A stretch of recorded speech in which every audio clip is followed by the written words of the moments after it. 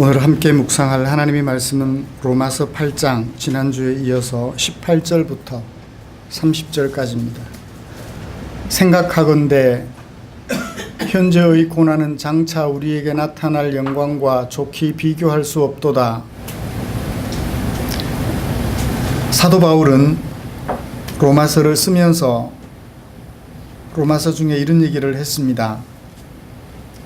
예수님 때문에 모든 그리스도인들은 의롭다 하심을 받았으며 생명을 얻게 되었다. 생명에 이르렀다 라고 얘기를 했습니다.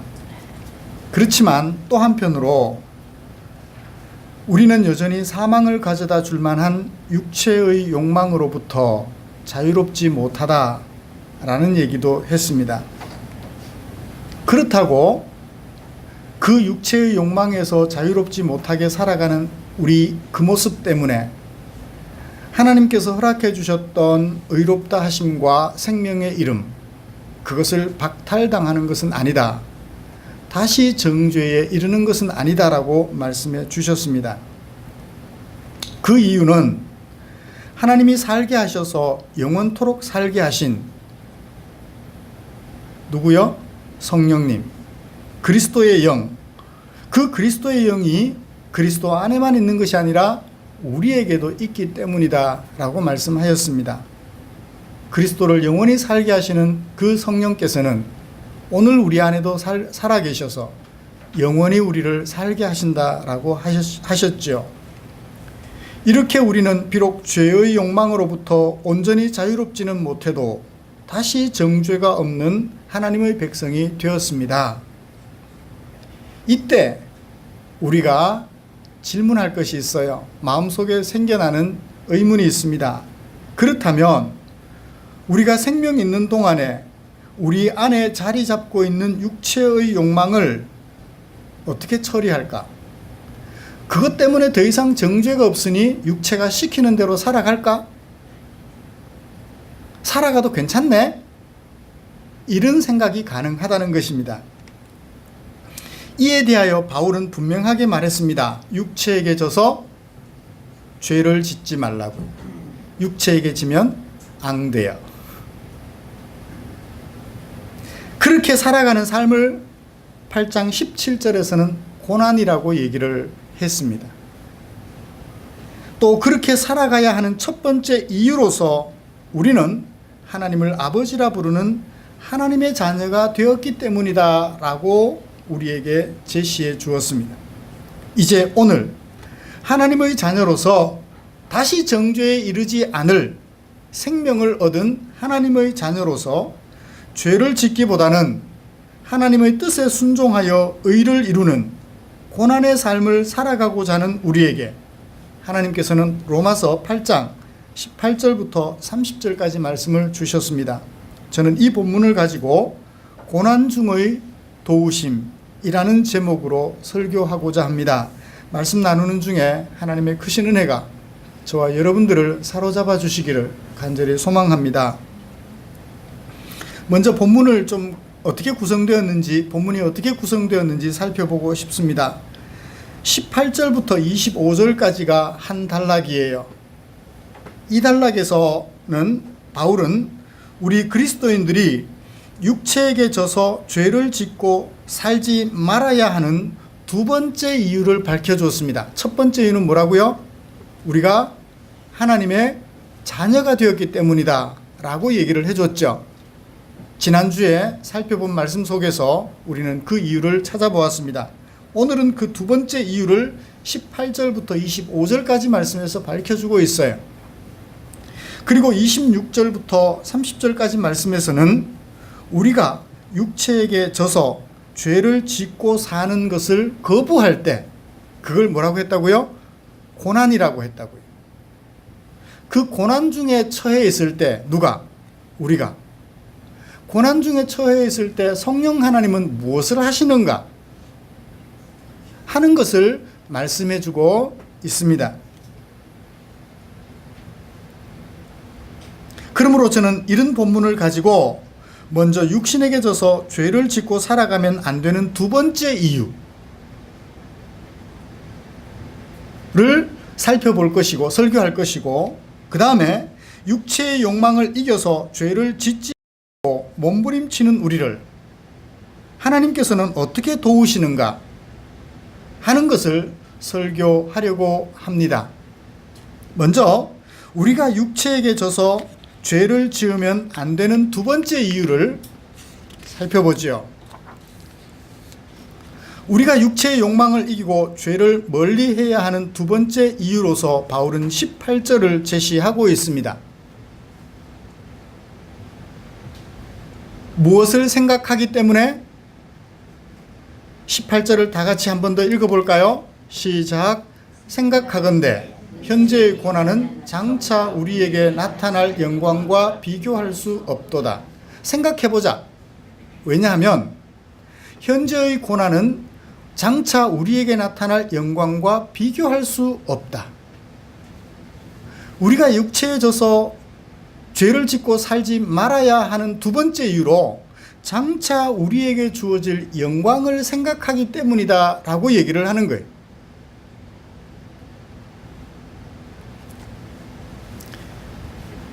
만약 제가 국무총리가 될 줄 알았다면 지금 어떻게 살까요? 국무총리가로 지명받았을 때 누구도 티 하나 잡을 수 없을 정도로 완벽하게 살아가겠죠. 장차 내가 얻게 될 자리, 확신, 소망, 그것이 어떠한 것인지 분명히 알면 거기에 합당한 준비를 지금 하며 살아가겠죠.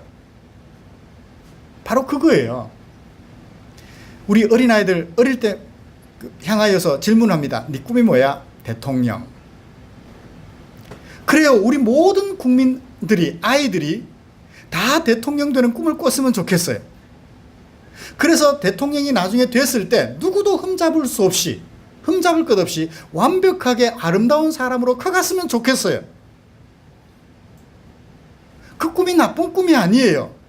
진짜 대통령 되는 그 사람은 한 사람밖에 없을지라도 모두가 다 같은 꿈을 꾸면 좋죠.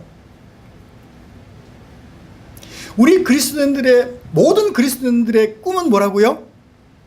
영광에 이르게 된다는 거. 목사들만 영광에 이르는 것이 아니라, 장로들만 영광에 이르는 것이 아니라 우리 모든 성도들이 다 영광에 이른다는 거예요. 그렇다면 목사님다워지는 것이 아니라, 성도다워지는 것이 아니라 모든 성도들이 다 그날의 영광에 이를 것을 생각하면 오늘 그것을 준비해야죠.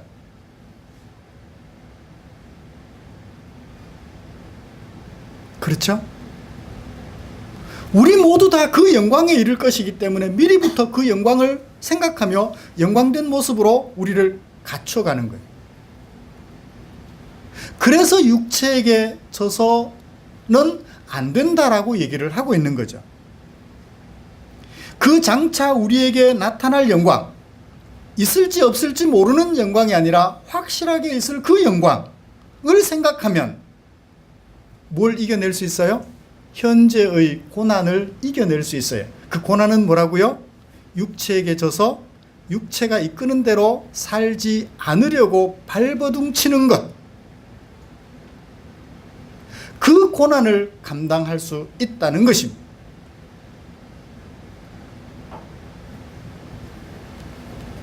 그렇잖아요. 대통령이 되려면 공부해야 돼요, 안 해야 돼요? 해야 돼요. 그런데 공부하고 싶어요, 안 하고 싶어요? 안 하고 싶어요. 뭐 하고 싶어요? 놀고 싶어요. 준비는 안 하고 싶고 되고는 싶고, 그 마음속 갈등을 이겨내고 놀고 싶은 마음 절제하고 공부하는 것, 그걸 뭐라고요? 고난이라고 말을 하는 거예요. 현재의 이 고난을 감당하는 이유는 장차 우리에게 영광이 확실하게 주어질 것이기 때문에 그 영광을 준비하는 사람들로서 마땅히 육체의 욕망을 거부하고 성령의 이끄심을 따라 의로운 삶을 향하여 날마다 도전할 수 있어야 한다라고 제시하고 있는 것입니다. 그것을 분명하게 제시하기 위하여 예를 들었어요. 19절부터 22절까지 말씀에서 예를 들었는데요. 예로 든 것은 우리와 함께 세상을 살아가는 피조물들이에요. 보실래요? 이 피조물들은 타락한 사람들에 의하여 훼손을 당하면서도 무엇을 바라보며 반항하지 않고 존재하고 있어요? 장차 하나님의 사람들에 의하여 이루게 될 그 영광을 생각하면서 반항 한번 하지 않고 찍소리 한번 하지 않고 그냥 그 자리에 머물러 있어요. 태우면 태우는 대로 타져 없어집니다. 사람들이 돈을 벌자고 밀림을 태우면 그 밀림은 그냥 타져 없어지고 마는 거예요. 19절에 그리고 21절에 피조물들이 고대하는 바, 피조물들이 뭘 바라본대요? 뭘 바라봐요? 영광스러운 모습을 바라봐요. 고통당하지 않는 평화로운 세상을 바라봅니다. 그때까지 피조물들은 뭐 하나요? 20절, 22절 두 번 반복합니다. 무엇을 해요? 그때까지 피조물들은 허무한데 굴복하면서도 찍소리 한번 안 하는 거예요. 장차 얻게 될 그 영광을 바라보며 오늘 허무한데 굴복하면서도 반항 한번 하지 않고 그냥 꿋꿋이 그 고통을 당하고 있는 거죠. 피조물들도 이 영광을 바라보고 오늘 꿋꿋이 당할 고통들을 당하고 있다면 우리랴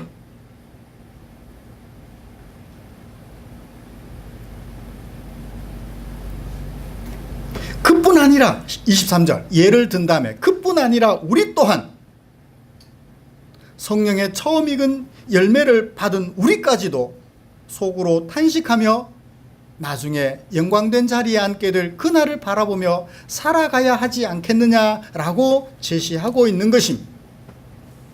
사랑하는 성도 여러분, 여기서 우리는 고난이라는 말의 의미를 분명히 살펴야 돼요. 이 고난을 어떻게 참아내고 견뎌낼 수 있죠? 장차 얻을 영광 때문입니다. 우리가 욥기를 묵상하고 있으니까요. 욥이 참 부자였습니다. 자식도 많았어요. 성공적이었어요. 신앙생활도 잘했습니다. 오늘날 신앙인들의 표상, 이런 사위감을 찾고 싶고 이런 며느리감을 찾고 싶으며 이런 자식으로 키워가고 싶고 이런 사람이 되고 싶어 하지요. 가진 것도 많고 하나님도 잘 섬기고 성공도 하고 금상첨화. 그런데 어느 날 갑자기 그 모든 것들이 사라져 버렸어요. 욥이 고난당했나요? 그 모든 것들을 잃어버렸어요. 욥이 고난당했나요? 고난당했죠.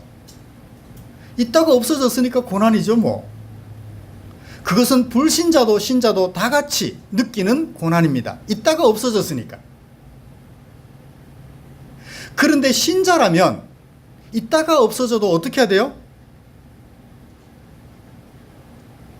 당황하지 말아야 되죠. 하나님을 원망하지 말아야 되죠. 있다가 없어져도 어떻게 살아야 돼요? 당당하게 살아야 되죠. 부모님하고 같이 살다가 부모님이 갑자기 세상을 떠나셨어요. 슬프죠. 고난이죠. 그렇다고 우리도 같이 죽어버리나요? 그건 아니잖아요. 슬픔을 극복하고 살아가야죠. 있다가 없어지는 그것 고난임에는 분명합니다만 그것은 고난의 축에 들기가 고난의 축에 넣어주기가 조금은 부족한 고난이에요. 작은 고난이에요. 그러면 가진 것이 없었던 사람은 없어질 게 없으니까 평생 고난 안 당하겠네요. 그렇죠? 있다가 없어지는 것을 고난이라고 한다면 원래부터 없었던 사람은 없어질 게 없으니까 고난 당할 일 없을 거 아니에요. 고난이 불공평하네요. 있다가 없어지는 것이 고난임에는 틀림없지만 고난의 아주 기초적인 요소예요. 욥은 그것이 없어졌을 때 당당했습니다. 주실 리도 하나님, 거두실 리도 하나님. 하나님 원망 안 했어요. 그런데 자기 몸에까지 질병이 생기자 어떻게 하나요? 주실 리도 하나님, 거두실 리도 하나님, 거기까지는 같은 말을 했는데 자기 생일을 저주해요. 그것이 없이 살아가는 것을 이해는 하는데 그것이 없어짐으로 인하여 자기가 살아야 할 이유를 잘 발견하지 못하게 되는 것입니다. 하나님을 직접적으로 원망하지는 않았지만 내가 잘못한 것이 없는데 왜 나에게 이런 아픔이 있습니까? 라며 절규하죠. 그러다가도 그래도 하나님을 원망할 수는 없지. 차라리 속 시원하게 하나님 원망하지, 그죠? 그런다고 하나님이 버리시나요? 그런 건 아니잖아요. 절제를 하는 맛은 참 좋은데 차라리 시원하게 그냥 하나님 이러실 수 있습니까? 라고 따지고 들면 좋았을 텐데 끝까지 거두실 리도 하나님, 주실 리도 하나님, 그래 놓고서는 그래도 하나님 원망할 수 없지요. 나중에 회개합니다. 회개란 무엇인가요? 내가 잘못했다는 거예요. 잘못했다는 것을 전제하고 그 잘못을 주님께 용서를 구하는 것, 그걸 회개라고 하죠. 그리고 어떻게 하는 것? 새로운 마음가짐으로 살아가는 것, 그걸 회개라고 그래요. 그러면 욥이 뭘 잘못했죠? 그렇게 아름답고 완전했던 욥이 말입니다. 바로 그거예요. 없이 살 수 있다, 주실 리도 하나님, 거두실 리도 하나님, 거기에 대한 인식은 분명했지만 그것이 없어짐으로 인하여 자신의 마음속에 끓어오르는 원망, 내 몸에 질병이 생김으로 인하여 마음속에서 끓어오르는 원망의 마음은 어찌할 수 없었던 거죠. 하박국 선지자는 말합니다. 외양간에 송아지 없으며 우리의 양떼 없고 포도원에 열매 없어도 누구 때문에? 여호와 때문에. 그거 없어도 살 수 있어야 하는데 다니엘의 경우는요, 사자굴에 던져져도 설령 거기서 죽음을 당해도 나는 하나님을 잊어버리지 않을 것입니다.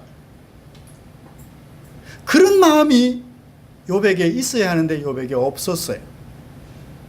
그것을 마지막에 뉘우치게 됩니다. 회개하죠. 죄송합니다, 주님. 그리고 그것 없어도 당당히 살 수 있겠다라고 마음을 새롭게 했는데 하나님은 뜻밖의 다시 많은 재산을 허락해 주셨죠. 고난이란 이런 거예요. 없어져서 당하는 고난, 그것도 고난이지만 없이도 살 수 있는 그것이 뭐라고요? 고난이라고요. 우리 그리스도인들도 여기까지 찾아와서 여기까지 이르러서 비로소 내가 고난당하고 있다라고 얘기를 해야 할 것입니다. 육체의 욕망은 그것이 있었으면 좋겠어요. 그런데 하나님께서는 그것이 없어도 나와 함께 살 수 있겠니? 하나님 다 공짜로 주시잖아요. 맑은 공기 돈 주고 우리 사 마시나요? 아니죠. 하나님께서 지으신 나무들이 산소를 내놓고 우리는 그 산소를 공짜로 마시고 있어요. 물 공짜로 마시고 있잖아요. 우리가 더럽혀서 돈 주고 사 먹지. 더럽히지 않는다면 그 물 다 공짜로 마시고 있잖아요.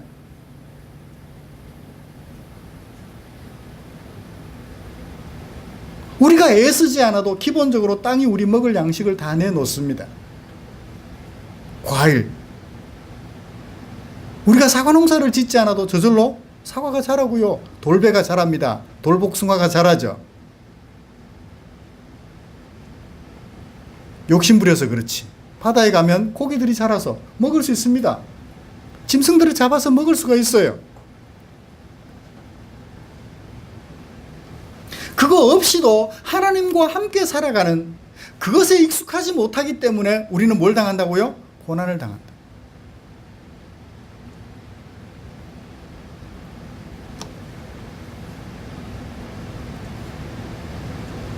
(13절에서) 바울은 분명하게 제시했습니다. 너희가 육신대로 살면 죽을 것이다.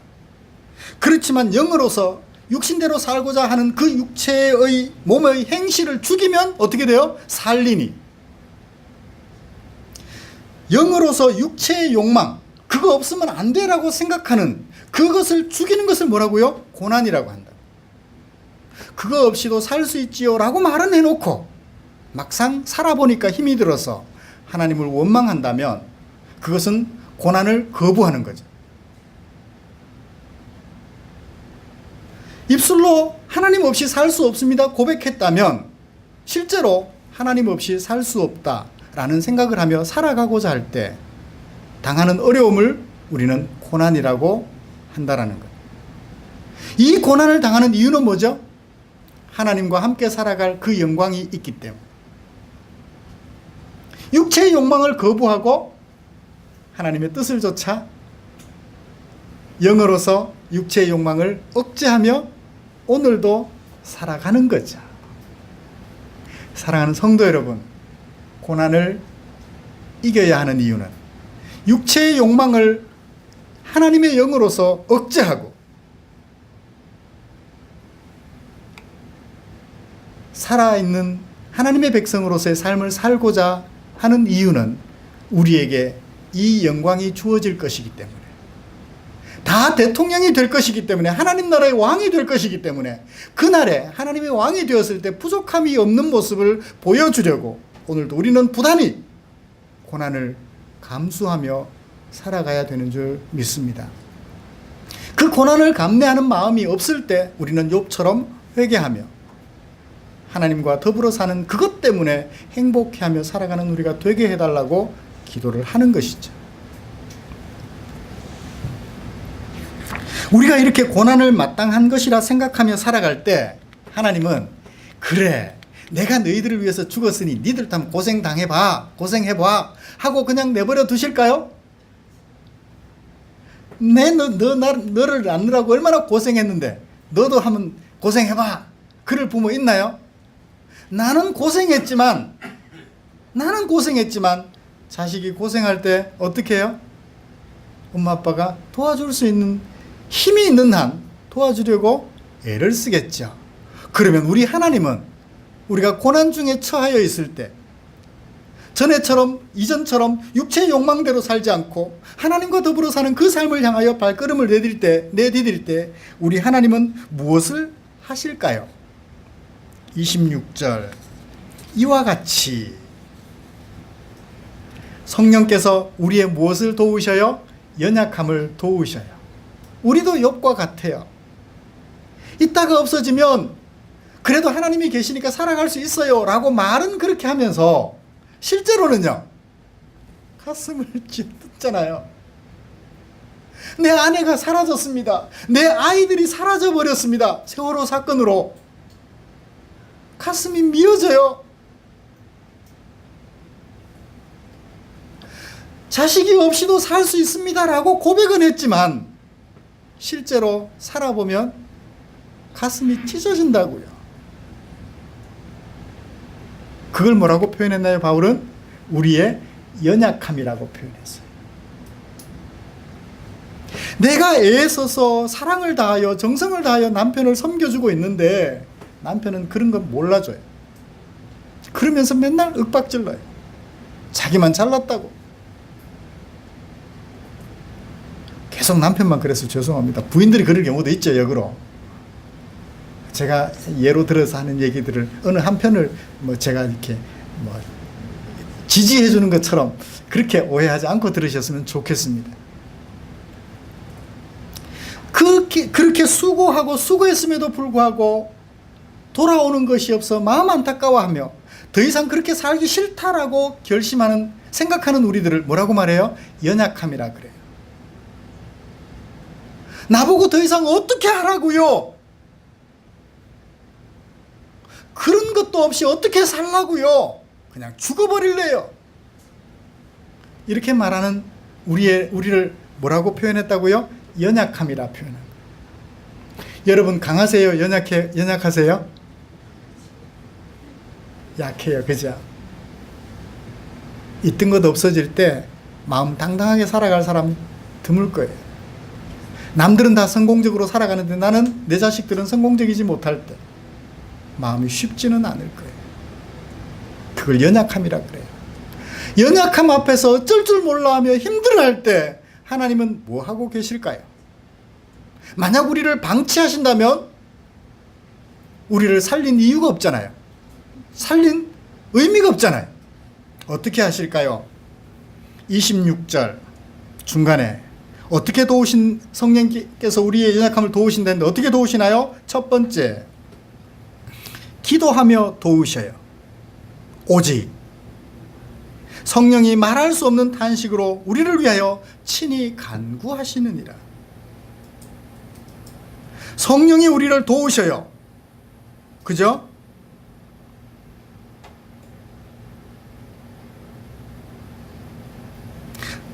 (26절) 처음에 성령이 우리의 연약함을 도우신다. 26절 마지막에 성령이 말할 수 없는 탄식으로 우리를 위하여 친히 간구하시느니라. 어떻게 도우셔요? 중간에 기도할 바를 알지 못하는 우리, 무엇을 기도해야 될지 알지 못하는 우리를 대신하여 뭐 하심으로 도와주셔요? 기도로서 도와주셔요. 그 답답하고 안타까운 연약함으로 인하여 답답하고 안타까운 상황에 처했을 때 그런 우리를 위하여 도와주시는데 어떻게 도와주시느냐? 기도함으로 도와주셔요. 우리는 기도 못하나요? 우리도 하나님께 기도하면 되잖아요. 근데 우리는 잘 몰라요. 어떻게 기도해야 될지. 남편이 술 때문에 맨날 고래가 돼서 자식들도 안 돌아보고 낮에 일은 열심히 하는데 밤만 되면 술만 마시고 막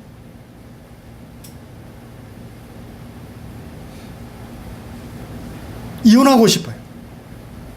돈이 중요한 게 아닌데 술 때문에 못 살겠어요. 이혼하고 싶어요. 그때 어떻게 기도해야 되죠? 하나님, 이 남편하고 이혼하게 해주세요.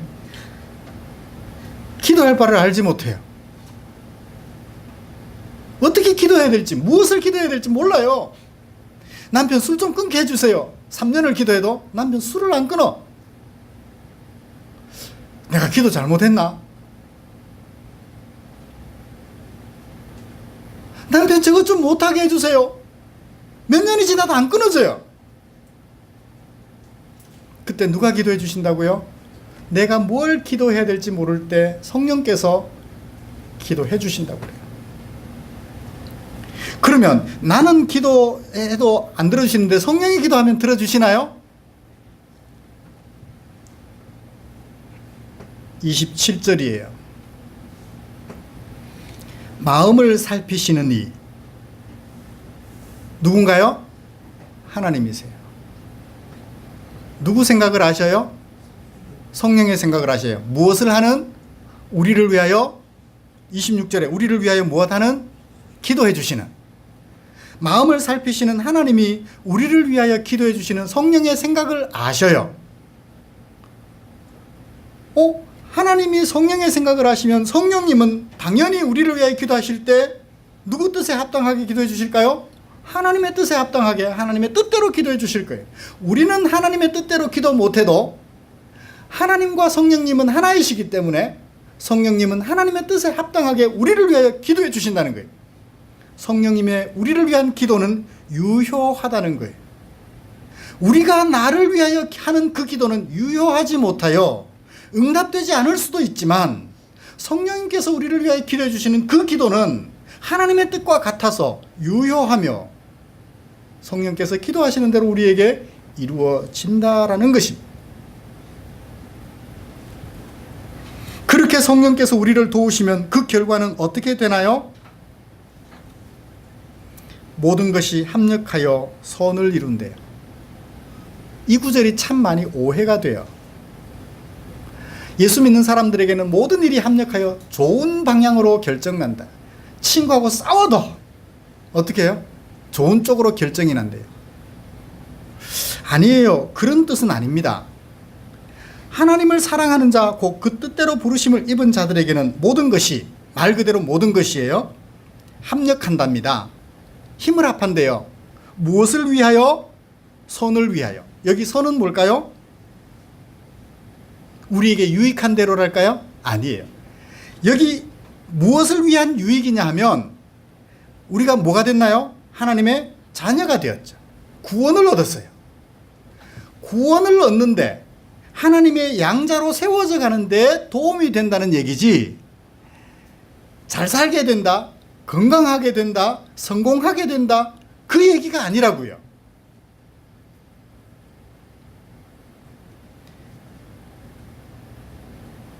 성령께서 우리를 위하여 기도해 주시면 옆집하고 싸워서 내가 법적으로 재판까지 해서 이겼어요. 속 시원하죠? 우리가 하나님의 양자 되어가는 일에 그게 도움이 되나요? 옆집은 뭐라고 할까요? 생각할까요? 요시 두고 보자. 네가 나를 이겼어. 더 악한 일을 도모할 수 있어요. 더 악한 일을 도모할 수 있어요.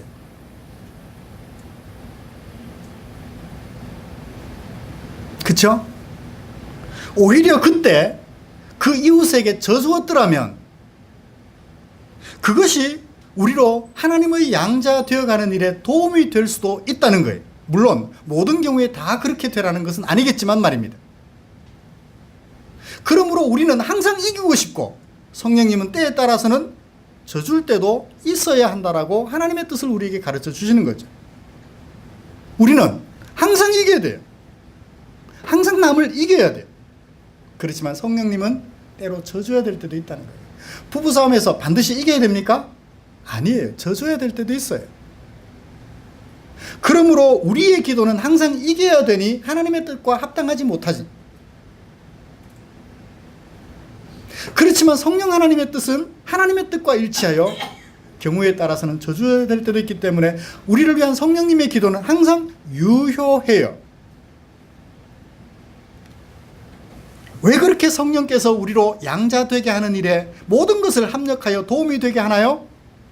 29절, 30절 과거 시제를 통하여서 우리에게 분명하게 밝혀줍니다. 하나님은 우리를 미리 알고 계신다. 그래서 어떻게 하셔요? 미리 정해주셨어요.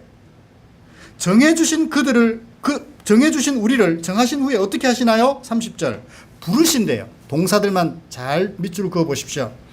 우리를 미리 아셨어요. 아시고 미리 정하셨어요. 정하신 후에 우리를 어떻게 하셨나요? 부르셨어요. 우리를 또 부르신 후에 어떻게 하셨나요? 의롭다 하셨어요. 의롭다 하신 우리를 어떻게 하셨나요? 영화롭게 하셨어요. 하실 것이기 때문에 우리를 도와주시는 것이 아니라 이미 하셨기 때문에 우리를 도와주시는 거예요. 고아를 데려다가 내 아들로 삼기 위해서 도와주는 거하고 내 아들이기 때문에 도와주는 거하고 어떤 게 마음에 들어요? 아들이기 때문에 도와주는 그 도움이 확실히 마음에 들죠. 그래요. 우리는 하나님께서 우리를 입양을 해가지고 입양한 아들답게 되도록 도와주다가 실패하면 버릴 수도 있는 그런 도움이 아니라 이미 아들로 확실하게 맞아 주셨기 때문에 우리를 오늘도 도와주고 계신다라고 말씀을 하고 있는 것입니다. 말씀을 마치겠습니다. 사랑하는 성도 여러분, 오늘 우리들의 삶은 뭐예요? 고난투성이에요. 왜 고난이어야 되나요? 우리 마음속에는 육체의 욕심이 들끓어요. 그 육체의 욕심을 성령으로 누르고 하나님의 뜻을 쫓아 살아가야 하기 때문에 우리는 그 자체로 고난입니다.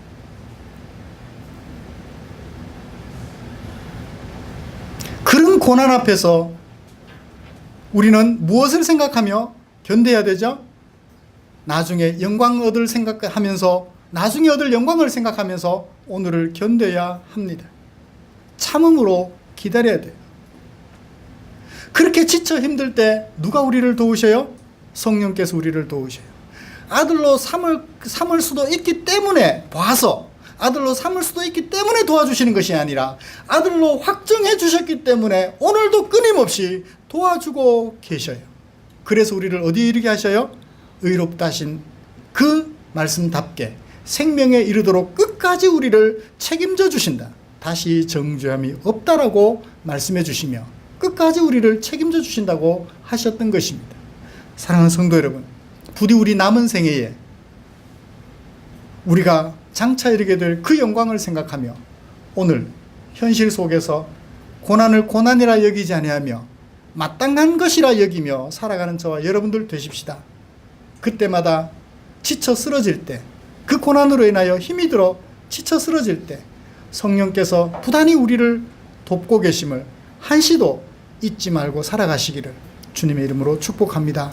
그래서 고난을 잘 이겨내고, 그래서 날마다 회개하고, 내가 잘못 생각했습니다, 이제 바르게 생각하겠습니다, 회개하면서 주의 백성으로 세워져 가는 저와 여러분들 되시기를 주님의 이름으로 축복합니다. 기도하겠습니다. 하나님 아버지, 고맙습니다. 미리 아시고 미리 정해 주셨으며 때가 되어 불러주시고 의롭다 하여 주셨으며 앞으로 영화롭게 하실 것을 영화롭게 하셨다고 말씀해 주셨습니다. 그러므로 우리를 끊임없이 도와주실 것이라고 말씀해 주셨습니다. 이 도와주실 성령 하나님을 생각하며 오늘 우리 앞에 다가온 고난의 순간들, 힘들고 어려운 순간들, 주님의 말씀 쫓아 살아가기 어려운 순간들, 그러나 그것이 주님의 말씀이기에 성령 하나님의 도우심을 기대하며 살고자 애쓰고 힘쓰는 소중한 당신의 백성들이 되게 하여 주시옵소서. 살아가도록 주여 도와 주시옵소서. 예수님의 이름으로 기도드립니다. 아멘.